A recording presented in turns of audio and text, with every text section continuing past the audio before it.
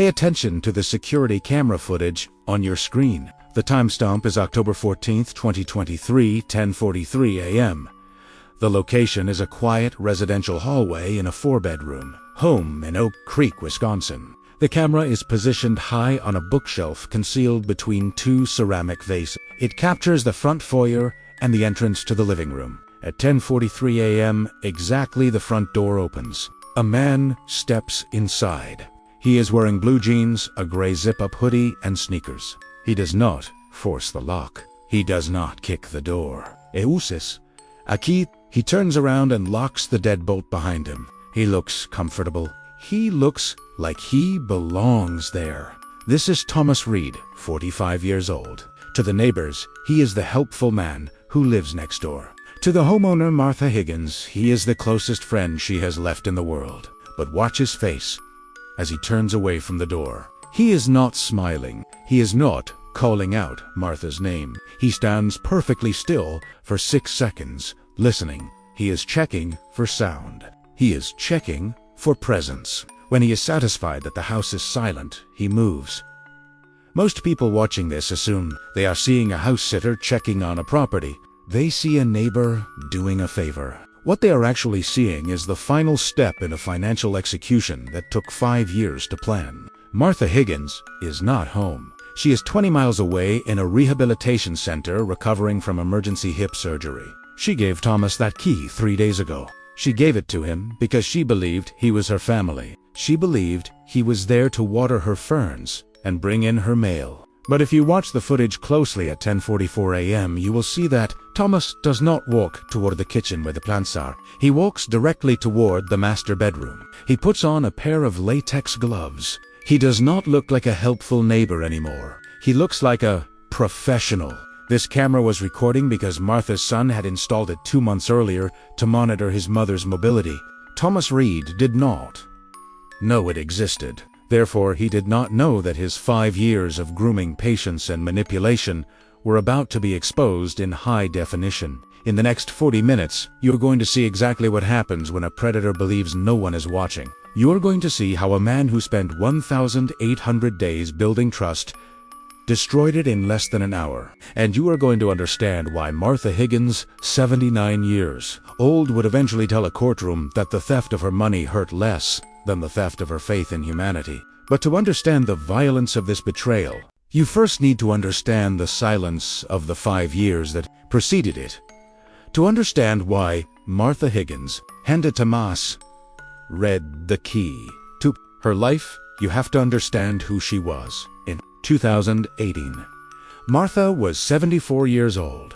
She was a retired history professor, a widow of 3 years, and she was wealthy. Her husband had been a successful patent attorney. When he died, he left her a paid-off home, a significant investment portfolio, and a collection of rare coins valued at over $200,000.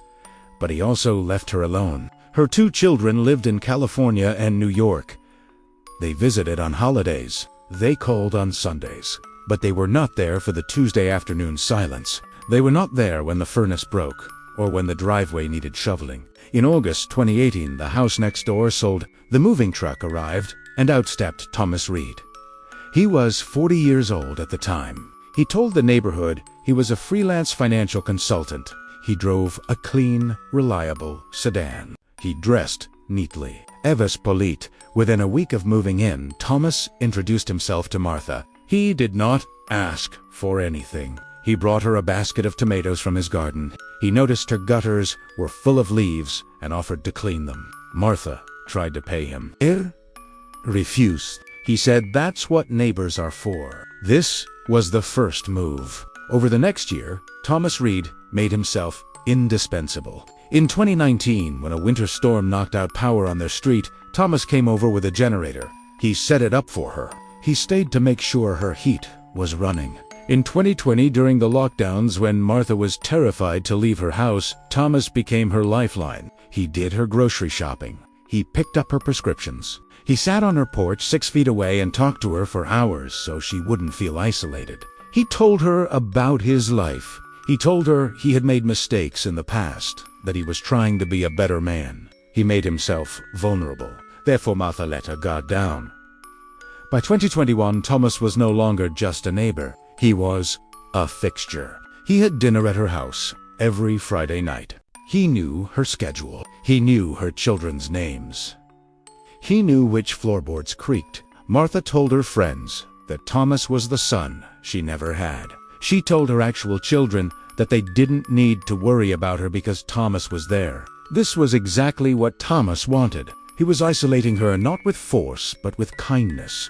He was creating a reality where she relied on him for everything. But there was something Martha didn't know. Thomas Reed was not a successful financial consultant. He was an unemployed gambler with $80,000 in credit, card debt, and a history of civil lawsuits for fraud in Illinois. He had moved to Wisconsin to run from his creditors. He looked at Martha Higgins, and he didn't see a friend. He saw a retirement plan. In June 2022, Martha made a mistake. During one of their Friday dinners, she mentioned the coin collection. She told Thomas that her husband had kept it in a floor safe in the master bedroom closet. She told him she was worried about it sitting there. Thomas told her, "Don't worry, Martha. No one knows it's there but you." That was a lie. Now, he knew. And for the next 16 months, he waited for the right moment to take it. He didn't want to break in while she was home. That was too risky. He needed her gone. He needed her to give him permission to be in the house. He needed absolute access. On October 11th, 2023, gravity gave him exactly what he was waiting for. On the morning of October 11, 2023, Martha Higgins tripped on a loose rug in her hallway. She fell hard. She fractured her hip. She couldn't reach her phone. She lay on the floor for 20 minutes in pain. The person who found her was Thomas Reed. He later claimed he had a feeling something was wrong. Investigators would later discover he was watching her house from his window, waiting for her morning routine to start. When he didn't see her open the blinds, he used the spare key she had given him for emergencies. He entered the house. He found her. He called 911. He rode with her in the ambulance. To the paramedics, he looked like a devastated son. To the hospital staff, he was the primary contact. Martha required surgery. The doctors told her she would need to stay in the hospital for 3 days and then transfer to a rehabilitation center for at least 3 weeks. She was groggy from pain medication. She was worried about her house. She was worried about her cat. In the recovery room on October 13th, Thomas sat by her bed. He held her hand. He told her, "Martha, focus on getting better. I will handle everything at home. I'll get the mail. I'll feed the cat. You don't have to worry about a thing." Martha cried. She thanked him. She told him where the new alarm code was written in her kitchen drawer. She authorized him to be in her home. She handed him the keys. She signed her own warrant. Thomas left the hospital at 6 p.m. He went home. He did not go to Martha's house immediately. He waited. He knew the house was empty. He knew the alarm code. He knew where the safe was. But he needed to be careful. He spent the night of October 13th preparing. Investigators later found his search history from that night. He didn't search for how Tofeda Kati. He searched for local coin dealers who pay cash and how to spot hidden cameras. He found nothing about the cameras in Martha's house because the system was passive and barely visible. Martha's son had installed 2 small units, one in the foyer and one in the living room, during his last visit in August. He had linked them to his phone, but he rarely checked them. He assumed his mother was safe. On the morning of October 14th, Thomas woke up. He dressed in casual clothes. He put on his gloves. He walked across the lawn. He unlocked Martha's front door. He believed he had 3 weeks of total freedom. He believed he could strip the house of its most valuable assets, sell them, and blame it on a burglary that happened while the house was empty. He planned to stage a break-in a week later. He would call the police himself. He would play the hero again. He would say, "I came to feed the cat and found the door broken." It was a perfect plan, except for the small black lens on the bookshelf that was recording his every move. Let's go back to the footage. October 14th, 10:44 a.m. Thomas Reed is in the hallway. He has just put on the latex gloves. This detail is crucial. If he were just a neighbor helping out, he would not worry about fingerprints. The gloves prove premeditation. He walks past the kitchen. He does not check the cat's food bowl. He does not look at the mail on the counter. He moves with a singular purpose toward the master bedroom. The camera in the foyer loses him, but the audio continues to record. You can hear the sound of a closet door opening. You can hear the heavy thud of a rug being moved. For the next 12 minutes, the house is silent. Then at 10:56 a.m., Thomas reappears in the frame. He is carrying a heavy canvas bag. He looks strained. The bag is heavy. Inside that bag is the collection of rare coins. Martha's husband spent 40 years accumulating gold eagles, Morgan silver dollars, pre-1933 gold. The value is approximately $210,000. Thomas sets the bag down by the front door. Ici, noth done. He turns back to the living room. This is where the second camera captures him clearly. He walks to Martha's antique writing desk. He opens the top drawer. He takes out a file folder marked estate. He sits in Martha's favorite chair, the same chair he sat in when he drank tea with her. He opens the folder. He takes out her checkbook. He takes out her passport.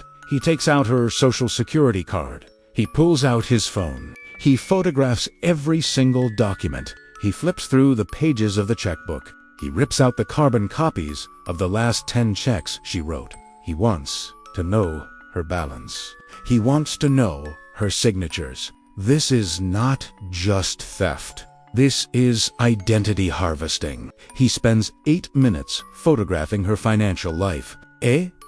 Looks calm. He looks bored. At 11:04 a.m., he stands up. He puts the folder back in the drawer. He arranges the papers exactly as they were. He wipes the handle of the drawer with a cloth, even though he is wearing gloves. He is being meticulous. At 11:10 a.m., he picks up the canvas bag. He walks to the front door. Pauses. He looks out the peephole to check the street. He opens the door. Steps out. He locks it behind him. The entire encounter lasted 27 minutes. In those 27 minutes, Thomas Reed erased 5 years of friendship. He stole $210,000 in physical assets and compromised every bank account Martha Higgins owned. He walked back to his house. He put the bag in his trunk. And then he did something that chills the blood. At 11:45 a.m., 40 minutes after stealing her life savings, Thomas Reed drove to the hospital to visit Martha. He brought her flowers. He sat by her bed. Me live. He told her, "The cat is fine, Martha. The house is safe. I'm keeping an eye on everything." Martha thanked him. She squeezed his hand. She had no idea that the hand she was holding had just robbed her blind. The unraveling began 3 days later on October 17th. Martha's son David was in California. He received a notification on his phone from the security system. System offline. He thought it was a glitch. He opened the app to check the feed. The live feed was down, but the cloud recordings were accessible. He decided to scroll back to see if there had been a power outage. He scrolled back to October 14th. He saw the thumbnail image. A man in the hallway. A man with gloves. David watched the 27 minutes of footage. He saw the bag. He saw the photography of the documents. He recognized Thomas Reed immediately. He felt sick. David called the Oak Creek Police Department immediately. He sent them the video file. He told them, "My mother is in the hospital. Her neighbor has a key. He just robbed her." Police officers arrived at Martha's house. Within the hour, they found no signs of forced entry. They found the safe empty. They went next door. Thomas Reed answered the door. Was calm. He asked if something was wrong with Martha. Officers asked him where he was on October 14th. He said he was home all day. They asked if he had entered Martha's house. He said only to feed the cat. They showed him a screenshot from the video, the image of him wearing latex gloves, holding the canvas bag. Thomas Reed stopped speaking. He invoked his right to an attorney. Police obtained a search warrant for Thomas's home. In his basement behind a panel in the laundry room, they found the canvas bag. The coins were still there. He hadn't been able to fence them yet. In his laptop, they found the photos of Martha's banking information. They found browser tabs open for identity theft services and offshore accounts. They also found a spreadsheet. It listed Martha's assets. It listed her schedule. It had notes dating back to 2021. Trust building phase complete. One note read, "Target isolated." Martha was told the next morning. Her doctor had to be present because they were worried the shock would cause a cardiac event. When the detectives told her it was Thomas, she didn't believe them. She argued with them. She said, "He is my friend. He saved me when I fell." Then David showed her the video. Martha watched the man she treated like a stun rifle through her desk. She watched him wipe down the drawer. She watched him steal her husband's legacy. She didn't scream. She just closed her eyes and turned her head away. Thomas Reed was charged with burglary, grand theft, identity theft, and elder abuse. The evidence was overwhelming. The video footage left no room for defense. In March 2024, he pleaded guilty to avoid a maximum sentence. He was sentenced to 12 years in state prison. At his sentencing, Martha Higgins requested to speak. She entered the courtroom using a walker. She stood 5 feet away from the man she had trusted for 5 years. She said, "You stole my husband's coins, and you stole my privacy. But the worst thing you stole was my ability to trust anyone ever again. You took my kindness, and you used it as a weapon against me. That is what I cannot forgive." The house in Oak Creek is for sale now. Martha couldn't live there anymore. She couldn't look at the house next door. She couldn't look at the spot where Thomas used to shovel her snow. She moved to an assisted living facility near her son in California. She is safe there, but she is different. She doesn't talk to new people. She doesn't make friends. The camera on the bookshelf captured a crime, but it also captured the exact moment a woman's spirit was broken. Thomas Reed is in prison, but the damage he did to the concept of neighbor will last for the rest of Martha Higgins' life. It serves as a brutal reminder that sometimes the most dangerous people aren't the ones lurking in the shadows. They are the ones standing on your front porch, smiling, holding a basket of tomatoes, waiting for you to invite them in.